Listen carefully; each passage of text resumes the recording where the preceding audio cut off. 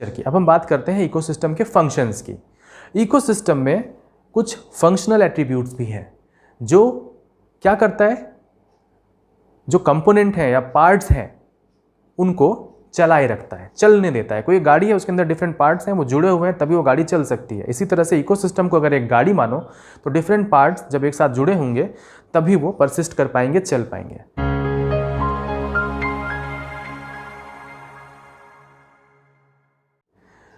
जो बहुत सारे वेरियस जो फंक्शंस हैं इकोसिस्टम के, वो स्ट्रक्चरल कंपोनेंट के साथ साथ काम कर रहे होते हैं और इस आधार पर एक इकोसिस्टम चल रहा होता है। जैसे जो हरी पत्तियां हैं, ग्रीन पत्तियां हैं, लीव्स हैं, वो फूड बनाने का काम करती हैं। जो रूट्स होते हैं प्लांट्स के, वो न्यूट्रिएंट्स को एब्जॉर्ब करने का काम करते हैं। जो हर्बीवोर्स पाए जा रहे हैं वो फीड करते हैं उन प्लांट्स के ऊपर और इसी तरीके से वो अल्टीमेटली किसी कार्निवोर्स के लिए एक फूड का काम करते हैं। वहीं कुछ डिकम्पोजर्स भी पाए जाते हैं जो ब्रेक डाउन करते हैं कॉम्प्लेक्स ऑर्गेनिक मटेरियल्स को सिंपलर इनऑर्गेनिक प्रोडक्ट्स में, और वही अल्टीमेटली जब डिकम्पोज होने के बाद वापस प्रोड्यूसर्स के पास न्यूट्रिएंट्स के फॉर्म में मिल जाता है। तो ये सारा का सारा फंक्शन जो इकोसिस्टम के अंदर हो रहा है वो बहुत ही डेलिकेटली बैलेंस्ड तरीके से और कंट्रोल्ड प्रोसेस के फॉर्म में होता है। फंक्शनल एट्रीब्यूट है किसी इकोसिस्टम का, वो है उसका प्रोडक्टिविटी और डिकम्पोजिशन। इसके अलावा है एनर्जी फ्लो और न्यूट्रिएंट साइक्लिंग और साथ में डेवलपमेंट और स्टेबलाइजेशन।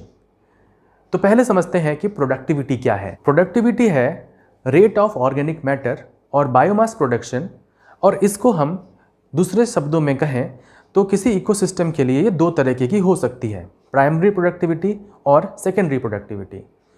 प्राइमरी प्रोडक्टिविटी जो रेडिएंट एनर्जी का यूज़ करते हुए, कैप्चर करते हुए प्रोड्यूसर्स जो फोटोसिंथेसिस करते हैं और ऑर्गेनिक कंपाउंड्स को बनाते हैं, उसे हम प्राइमरी प्रोडक्टिविटी कहते हैं। प्राइमरी प्रोडक्टिविटी को हम फर्दर ग्रॉस प्राइमरी प्रोडक्टिविटी यानी जीपीपी और नेट प्राइमरी प्रोडक्टिविटी यानी एनपीपी के टर्म्स में देख सकते हैं। ग्रॉस का मतलब है इन टोटल, जहाँ पर हम किसी तरह का रेस्पिरेटरी लॉस नहीं कंसीडर कर रहे हैं। वहीं नेट प्राइमरी प्रोडक्टिविटी का मतलब है ग्रॉस प्राइमरी प्रोडक्टिविटी में से रेस्पिरेशन के जो लॉस हो रहे हैं उसको अगर हम निकाल दें तो जो बच रही एनर्जी वो होती है नेट प्राइमरी प्रोडक्टिविटी। ठीक है, इसका ये फॉर्मूला है GPP is equal to NPP plus R। So net primary productivity ज़्यादा नहीं हो सकती कभी भी ग्रॉस प्राइमरी प्रोडक्टिविटी से, क्योंकि यहाँ पर लॉस हो रहा है, रेस्पिरेटरी लॉसेस को भी हम काउंट कर रहे हैं। फिर आता है सेकेंडरी प्रोडक्टिविटी, जिसको शॉर्ट में SP कहा जाता है। ये है the rate of increase in the biomass of consumers per unit area and time. यानी कि जो कंज्यूमर्स प्रोड्यूसर्स के द्वारा फूड लेते हैं, प्राप्त करते हैं, उसे हम कहते हैं सेकेंडरी प्रोडक्टिविटी। जो ट्रॉपिकल रेन फॉरेस्ट होते हैं उसके अंदर नेट प्राइमरी प्रोडक्टिविटी हाईएस्ट होती है और वहीं डेजर्ट्स में इसकी बहुत कमी पाई जाती है। ठीक इसी तरीके से डिकम्पोजिशन एक प्रोसेस हो रहा है इकोसिस्टम में, जिसके अंदर क्या होता है, कॉम्प्लेक्स ऑर्गेनिक मटेरियल्स को तोड़ दिया जाता है छोटे इनऑर्गेनिक रॉ मटेरियल में, जैसे कार्बन डाइऑक्साइड में, वाटर में या फिर बहुत सारे और न्यूट्रिएंट्स में।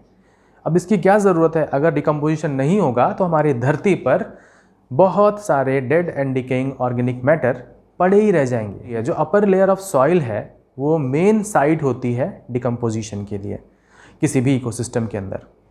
डिकम्पोजिशन जो होता है वो इनऑर्गेनिक रॉ मटेरियल को अवेलेबल करता है ताकि उसका रीयूटिलाइजेशन कर सकें जो भी हमारे प्लांट्स हैं। फिर आता है अगला जो है तीसरा, वो है एनर्जी फ्लो।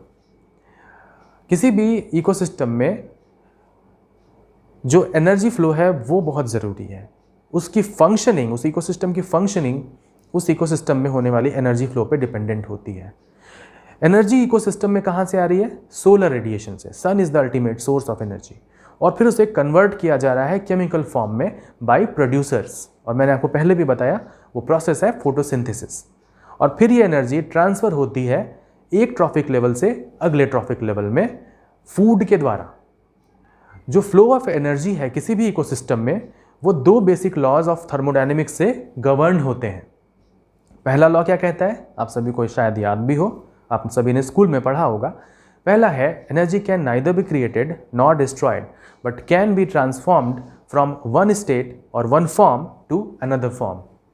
तो यहाँ पर जो ट्रांसफर्ड है या जो ट्रांसफॉर्मेशन ऑफ एनर्जी है वो काम कर रहा है, यानी कि एक कंपोनेंट से दूसरे कंपोनेंट में एनर्जी को ट्रांसफ़र किया जा सकता है, क्योंकि डिस्पर्शन ऑफ एनर्जी भी साथ साथ में हो रहा है। तो एनर्जी का 100% ट्रांसफ़र या ट्रांसफॉर्मेशन पॉसिबल नहीं है।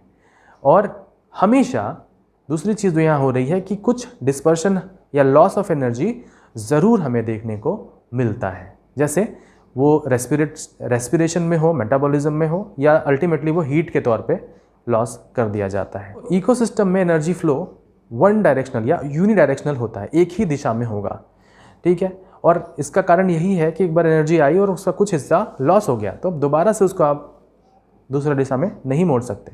तो यूनिडायरेक्शनल फ्लो ऑफ एनर्जी इसको कहा जाता है, या one way flow of energy इसे इकोसिस्टम में कहा जाता है। और ये कहाँ से होगा, डायरेक्शन प्रोड्यूसर्स से हर्बीवोर्स और हर्बीवोर्स से कार्निवोर्स। देखो, एनर्जी को हम ट्रांसफ़र नहीं कर सकते इसके उल्टी दिशा में, यानी कि कार्निवोर्स से हर्बीवोर्स और हर्बीवोर्स से प्रोड्यूसर्स, ऐसे ये नहीं जाएगा। जो एनर्जी कैप्चर की जाती है ऑटोट्रॉफ्स के द्वारा वो रिवर्ट बैक नहीं होती अल्टीमेटली सोलर इनपुट की तरफ। जो अमाउंट ऑफ एनर्जी है, अमाउंट ऑफ एनर्जी फ्लो है, वो सक्सेसिव ट्रॉफिक लेवल में घटता जाता है, यानी कि प्रोड्यूसर्स जो है वो कैप्चर करते हैं बहुत ही small amount of energy sun से, जो कि 1 से लेकर 3% ऑफ टोटल रेडिएशन हो सकता है। और bulk of utilized energy is actually dissipated most